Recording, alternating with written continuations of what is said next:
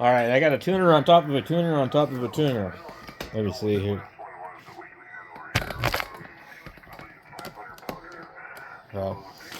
So, the one feels heavy.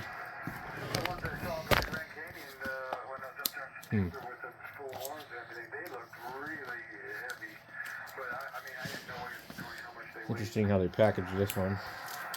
I think this is going to be the case.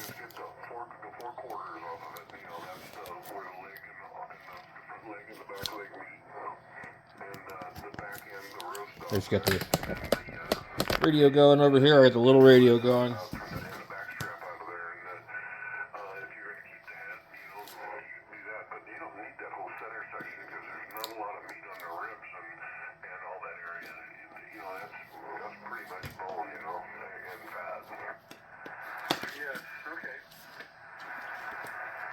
These guys are talking about elk or something, I think. Leave that for the vultures, huh? Oh, yeah. No. Well, we would take, Wisconsin, where we would get us a deer. I mean, we'd quarter it down and then the center section, like I said, from the neck. So this is going to be fun.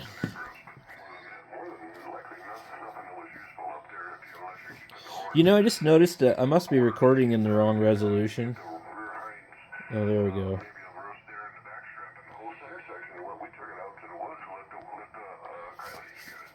So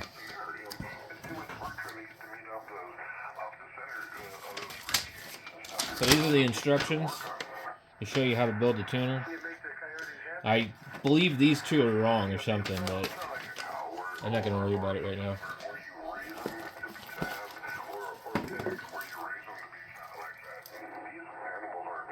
Wow. I'm like, they didn't give me anything, and it's all inside of here. It's hiding. This is crazy. So, this is actually heavy. This is really thick metal. I am absolutely kind of surprised.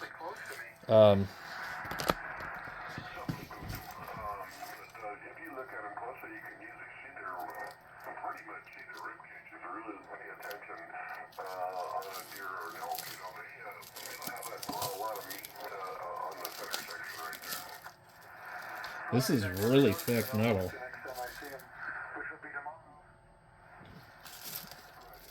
Turn down the radio, you guys. Don't need to hear all that crap while I'm trying to do this. So what they did was they wrapped this thing up pretty good, and then I think if I'm not careful, I'll dump everything. So this is nice thick aluminum. I like it. But this is just the aftermarket part that we got to do. Okay, so it looks like they wrapped it completely. I'm going to leave it for now. We wanted to see what was in there. So we have